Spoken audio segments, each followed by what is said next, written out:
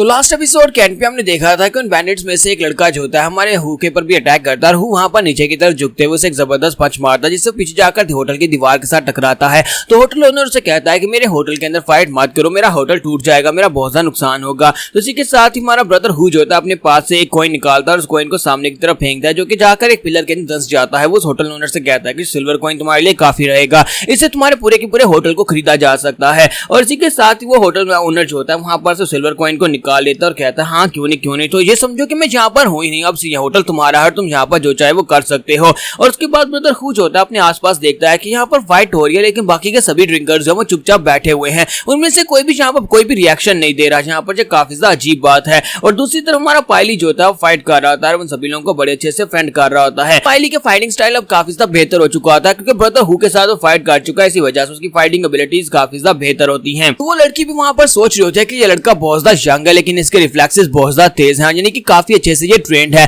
और brother who साथ साथ उसे वहां पर गाइडेंस दे रहा होता है कि तुम्हें यहाँ पर अपने कंदूक को यहाँ पर ढीला छोड़ना होगा और इसी तरह यहाँ पर दोबारा से अटैक करना स्टार्ट करो। तो पायली कहता है अच्छा ठीक है बॉस, और इसी के साथ ही फिर से वहां पर एक गुंडा निकलता है, जंप करते हुए उसके ऊपर अटैक करने के लिए आगे बढ़ता है लेकिन हमारा पायली इसके अटैक को भी अवॉइड कर लेता है, लेकिन साथ ही वहां पर से एक और निकल आता है। तो ब्रदर हु कहता है कि यहाँ पर ये दो लोग यहाँ पर कॉम्बिनेशन अटैक को यूज कर रहे हैं, दोनों मिलकर अटैक कर रहे हैं, वो भी एक बच्चे के खिलाफ। इसी के साथ हमारा पायली उसके अटैक को ब्लॉक करता है लेकिन साथ ही वो अपने दूसरे हाथ के अंदर से एक और वेपन को निकाल लेता है। उसके हाथ में वहां पर एक स्टील वायर होती है जो कि उसने अपनी उंगली के ऊपर एक रिंग के साथ लटकाई होती है और साथ उसके पास वहां पर एक जोजो टाइप की एक बहुत ही तेज धार एक फिरकी होती है और उसको सामने की तरफ फेंकता है। तो जैसे ही वो उसे सामने की तरफ फेंकता है तो हमारे पायली के मुंह के पास से निकल जाती है जिसकी वजह से उसके चेहरे के ऊपर एक कट लग जाता है। तो पायली भी इस बात से काफी ज्यादा हैरान होता है और उसकी स्पीड और उसकी स्ट्रेंथ इतनी ज्यादा आती है कि पीछे जाकर वो दीवार को भी तोड़ देती है और साथ ही उसे वापस की तरफ खींचता है। तो पायली की तरफ वापस आ रही होती है लेकिन पायली अपने ब्लेड को घुमाकर उसको अवॉइड करता है ताकि उसके साथ उसको अपनी बॉडी के साथ टच होने से बचा सके। इसी के साथ हमारा पायली वहां पर कहता है कि ये तो एक हैंड ब्लेड है, मेरे सहमत अंकल ने मुझे एक बार बताया था कि हैंड ब्लेड को बनाना जितना ज्यादा मुश्किल है इसको यूज करना उतना ही ज्यादा मुश्किल है, लेकिन इसके बनाने का काम ज्यादा मुश्किल होता है क्योंकि इसके लिए यहाँ पर एक बहुत ही बारीक स्टील की वायर को यूज किया जाता है और ऊपर से इसको कंट्रोल करना और भी ज्यादा मुश्किल होता है क्योंकि अगर ये स्टील की वायर आपके हाथों या फिर आपकी उंगलियों को टच कर जाए तो फिर आपकी उंगलियां भी कट सकती हैं। इसी वजह से इसको यूज करने के लिए बहुत सारी प्रैक्टिस करनी पड़ती है। लगता है कि ये मास्टर जो है ये हैंड ब्लेड को यूज करने में काफी ज्यादा उस्ताद होगा और उसने अपने हाथ के ऊपर वहां पर एक रिंग पहनी होती है जिसके अंदर से वो स्टील वायर निकल रही होती है। पायली के सामने जो बंदा होता है वो भी एक मास्टर होता है, यानी वो मार्शल आर्ट्स का एक मास्टर होता है जिसका नाम का वू डॉन होता है और वो यहाँ पर हैंड ब्लेड को यूज करने का उस्ताद होता है। तो वो कहता है कि मैं यहाँ पर जितने भी टारगेट्स ने मेरे हैंड ब्लेड को देखा है वो सारे के सारे मारे गए क्योंकि मैं किसी को जिंदा नहीं छोड़ता। और साथ ही वो अपने साथियों से कहता है कि चलो जल्दी से आगे बढ़ो, सभी लोग मिलकर अटैक करते हैं और साथ ही वो अपने हैंड ब्लेड के साथ पायली के ऊपर बार बार अटैक कर रहा था। दूसरी तरफ ब्रदर हु जो होता है वो उसके दूसरे साथी को मारकर वहां पर नीचे गिरा देता है और उसे कहता है कि तुम लोग यहाँ पर मेरे छोटे भाई के ऊपर अटैक कर रहे हो और तुम्हें क्या लगा था कि मैं यहाँ पर हूँ ही नहीं? हाँ मैं यहाँ पर साइड के ऊपर खड़े होकर इसे इंस्ट्रक्शंस दे रहा हूँ लेकिन इसका मतलब ये नहीं है कि तुम लोग यहाँ पर सभी लोग मिलकर उसके ऊपर अटैक कर सकते हो। और इसी के साथ ही वो स्कारफेस जो होता है उसके ऊपर फिर से तलवार को घुमाकर अटैक करता है लेकिन ब्रदर हु ऊपर की तरफ जंप करते हुए उसके अटैक को अवॉइड कर लेता है और कहता है कि तुम कुछ ज्यादा ही स्लो हो और साथ ही बैक साइड के ऊपर से एक जबरदस्त किक मारता है जिससे वो उड़ता पीछे जाकर दीवार के साथ टकराता है। तो ब्रदर हु जैसे वहां पर नीचे लैंडिंग करता है इसी के साथ ही वहां पर कोई लॉन्ग ग्रिप के साथ उसके ऊपर अटैक कर देता है। तो एक बड़ी सी लंबी हंटर के साथ उसके ऊपर अटैक होता है, वो जल्दी से पीछे की तरफ घूमकर देखता है और कहता है कि अब यहाँ पर कौन आ गया। तो वहां पर वही वेटर, वही जो होटल का ओनर था जिसके पास इसने सिल्वर कॉइन फेंका था, वो वहां पर से निकल आता है और अब उसने अपनी अपीयरेंस को चेंज कर लिया होता है। वो उसे कहता है कि अंकल हु आप बताएं कि यहाँ पर कैसा रहा, कहीं आपने मुझे पहचाना तो नहीं? मैंने यहाँ पर पूरी तरह से अपने आप को डिस्गाइज किया था, कहीं आपको पता तो नहीं चला?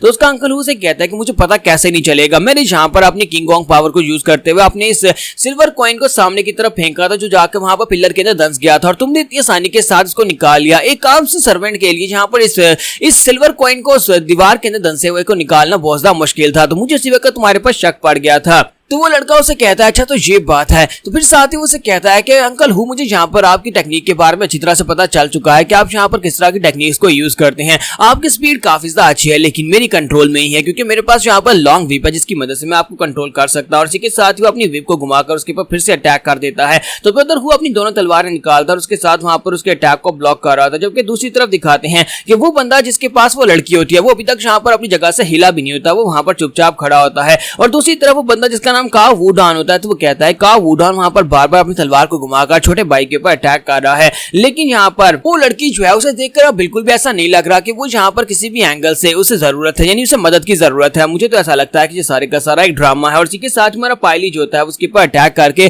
काव वुडान की उंगली काट देता है। जब उसकी उंगली काट देता है तो उसी के साथ उसकी उंगली के ऊपर लगी हुई रिंग भी उतर जाती है, जिसकी वजह से वो हैंड ब्लेड को यूज नहीं कर पाएगा। और उसकी उंगली काटने के बाद वो बड़ी तेजी के साथ आगे बढ़ता है ताकि उस बंदे को जाकर मार सके जिसने उस लड़की को पकड़ रखा होता है। तो जैसे ही वो उसे मारने के लिए आगे बढ़ता है तो बंदा उस लड़की को उठाकर सामने की तरफ कर देता है। तुम्हारा पायली जो होता है वहां पर उसका अपने अटैक को वहां पर रोक देता है क्योंकि वो लड़की जाकर उसके साथ टकराती है। तुम्हारा पायली उस लड़की को लेकर साइड के ऊपर हटता है, लेकिन इसी के साथ ही वो बंदा जो होता है वो जल्दी से आगे बढ़ता है और उसे अपने बाजू में पकड़कर उसका गला दबाना शुरू कर देता है। तुम्हारा पायली कहता है कि ये क्या, इसने तो मुझे पकड़ लिया, अब यहाँ पर जो सिचुएशन काफी ज्यादा बुरी है। लेकिन वो लड़की वहां पर नीचे गिरने के बाद कहती है मुझे ये ड्रामा बिल्कुल ही पसंद नहीं है क्योंकि मैं यहाँ पर ऐसा बिल्कुल भी नहीं चाहती थी, लेकिन मुझे क्या करूं, मिशन को तो पूरा करना है। और इसी के साथ ही ब्रदर हु कहता है कि मुझे यहाँ पर कुछ ना कुछ तो सोच हैरानी हो रही है कि ये लड़की जो है जी यहाँ पर किसी भी एंगल से ऐसा दिखाई नहीं दे रहा कि इसे यहाँ पर मदद की जरूरत है। अब ये जिस तरह से यहाँ पर बातें कर रही है मुझे तो ऐसा बिल्कुल भी नहीं लगता। इसी के साथ ही ब्रदर हु जो होता है भागता हुआ आता है और अपनी तलवार लेकर उस लड़की गर्दन में रख देता है और उसे कहता है कि मुझे लगता है कि यहाँ पर जो कुछ भी हो रहा है वो सब कुछ तुम कर रही हो।